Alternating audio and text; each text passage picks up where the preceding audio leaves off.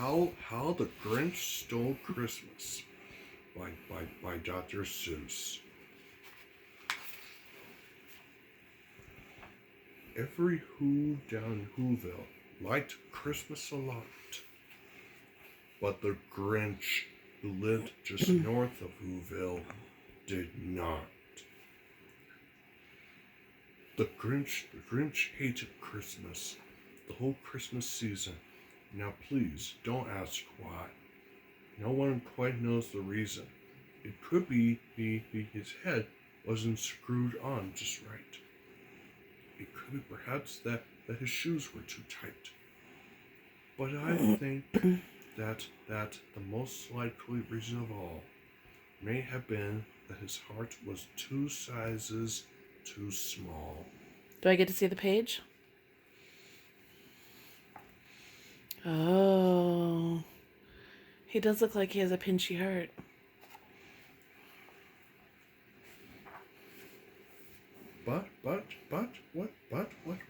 Whatever the reason, his heart or his shoes, he stood there on Christmas Eve, hating the Who's, staring down from his cave with a sour, grinchy frown at the warm light windows below in their town. For he knew every Who down Whoville beneath was busy now, hanging a mistletoe wreath, and there hanging their stockings, he snarled with a sneer. Tomorrow is Christmas. It's practically here. Then he growled, with his grinchy fingers nervously drumming. I must find some way to stop Christmas from coming, for tomorrow he knew. All the Who boys and girls rushed for their toys, and then all the noise.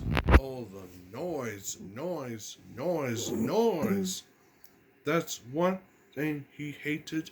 The noise.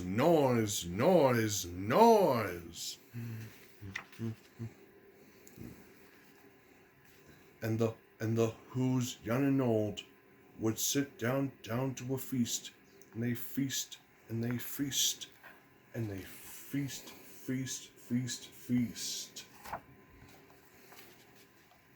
They would feast on Who pudding and rare roast beast, which was something the Grinch couldn't stand in the least. And then they do something he liked least of all. Every Who down Whoville, the tall and the small, would stand close together with Christmas bells ringing. They'd stand hand in hand, and the Who's would start singing.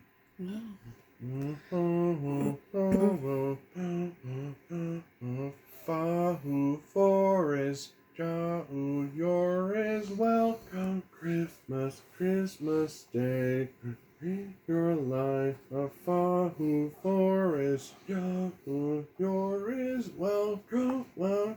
Christmas Day. Good job. Okay, back into the story. Welcome.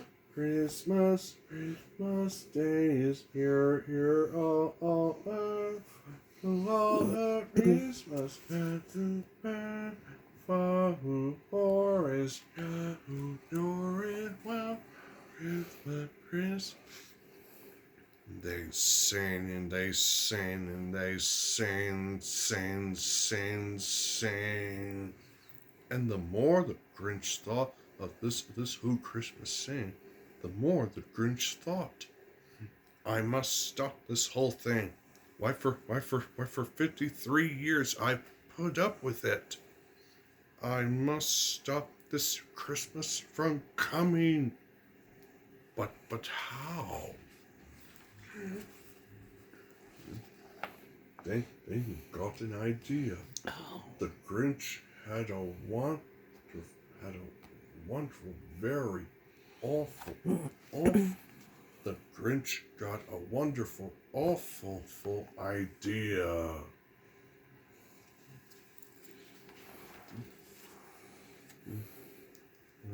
I know just what to do. The Grinch laughed in his throat. He made me a quick Santa Claus hat and coat. He chuckled and clucked. What a great Grinchy trick. With this coat and this hat, I look just like Saint Nick. All I need is a reindeer. The Grinch looked around, but since reindeer are scarce, there was none to be found. Did that stop the old Grinch? No. The Grinch simply said, If I can't find a reindeer, I'll make one instead. So he called his dog Mats. Then he took some red thread and he tied a big horn on top. Put your hands on the way. On top of Mats's head. Oh. Top of his head. Then he loaded some bads and some bads and some old empty sets on a ramshackle sleigh, and he hitched up old Mats. Then the Grinch said, "Get up!" And the sleigh started down towards the homes where the whose lay a snooze in their town. All their windows were dark. Quite snow filled the air. All the who's all dreaming sweet dreams without care. When he came to the first little house on the square. This is stop number 1, the old Grinchy Claus hissed, and he climbed to the roof, empty bads in his fist.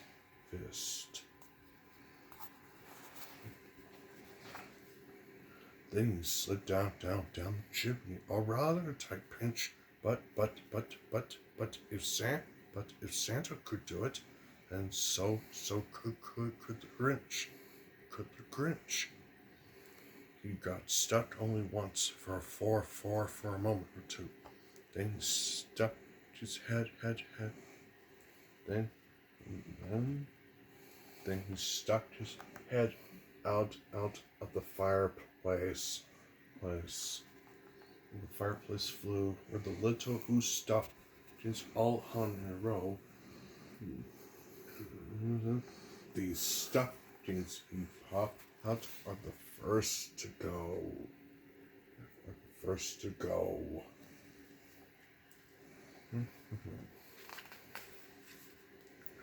Then he slithered and slunk with a smile, a most unpleasant round around the whole room, and he took every present: pop guns and bicycles, roller skates, drums, checkerboards, tricycles, popcorns, and plums, and he stuffed them in bags.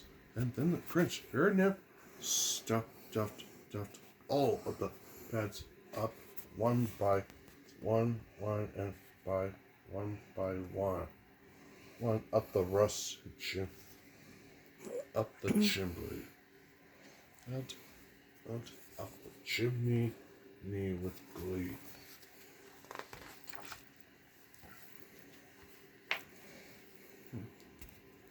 Then he slumped into the icebox. He took the who's feast. He took the hoop. He took the roast beast. He cleaned out the ice box as quick as a flash. Why, that Grinch even took their last can of who hash. Oh no. Hash.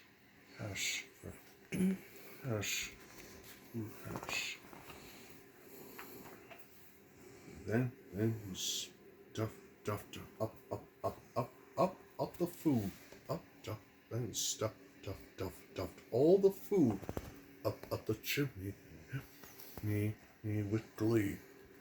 And now the Grinch grinned, I will stuff up the tree.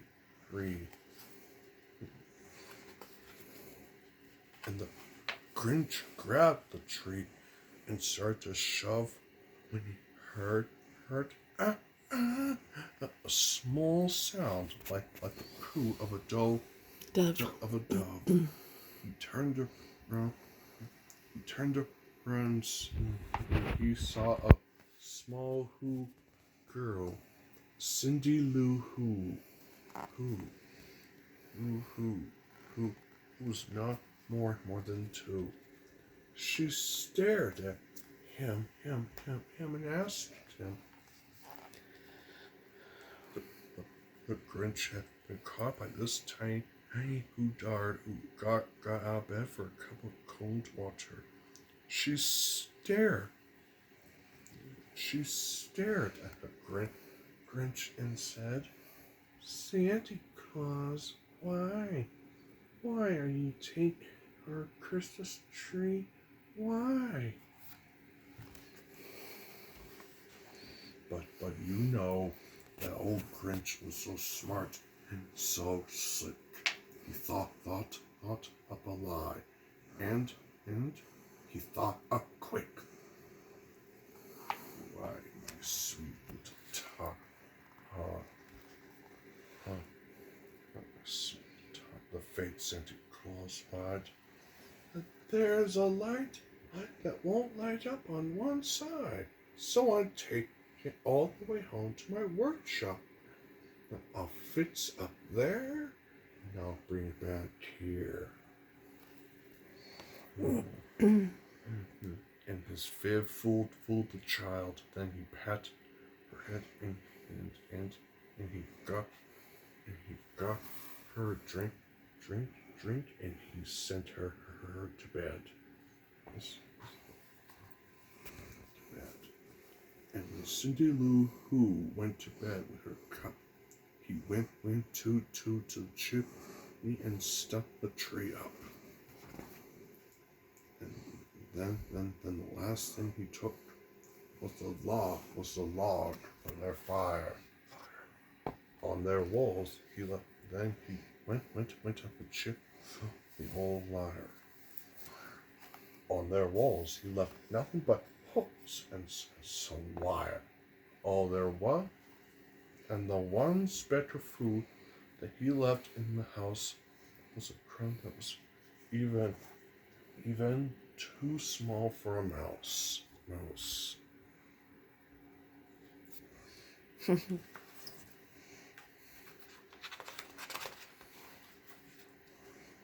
Then he did the same thing to the other whose houses, leaving crumbs much too small for the other whose mouses. It was a quarter past dawn. All the who's still abed, all the who's still snooze. We packed up his sled, packed up with their presents, the ribbons, the wrappings, the tats, and the tinsel, the trimming, and the trappings. Ooh.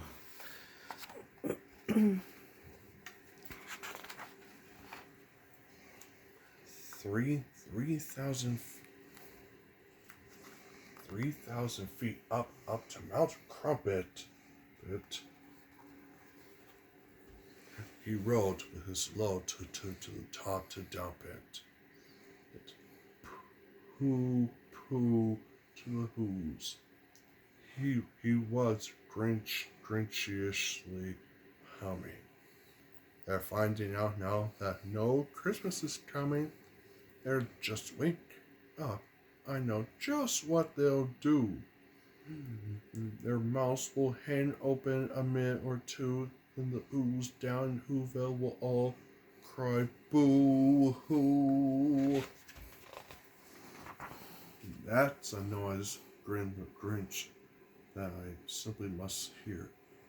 So he paused, and the Grinch put a hand in his ear to hear the, and he did hear a sound rising over the snow, and it started in low, then it started to grow. But this sound wasn't sad. Why? This sound sounded merry. It couldn't be so, but it was very, very. He started down at Whoville. The Grinch popped his eyes, and he shot.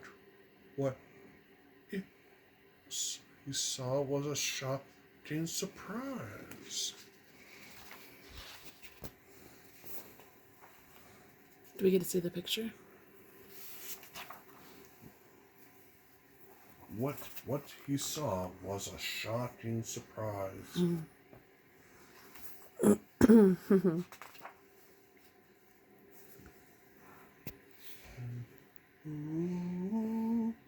ooh,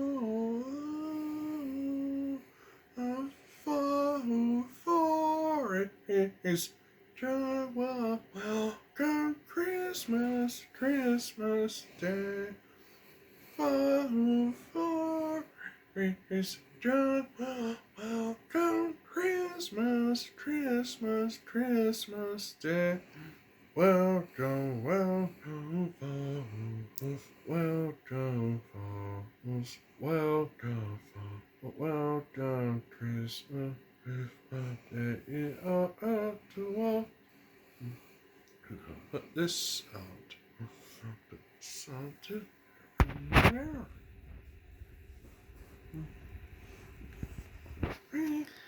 Every who down Whoville, no, the tall and the small was singing without any presents at all. He hadn't stopped Christmas from coming. It came somehow or other. It came just the same. And the Grinch was with his Grinch feet ice cold in the snow, stood puzzling. How could it be so? It came without ribbons. It came without tags. It came without packages, boxes, or bags. And he puzzled 3 hours till his puzzler was sore. Then the Grinch thought of something he hadn't before. Maybe Christmas, he thought, doesn't come from a store. Maybe Christmas perhaps means a little bit more.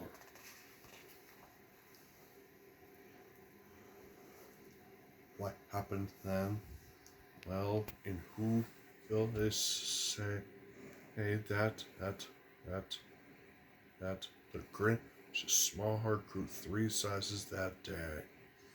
And the minute his heart didn't feel quite so tight, he whizzed with his low through the bright light, and he brought back the toys and the food for the feast. And he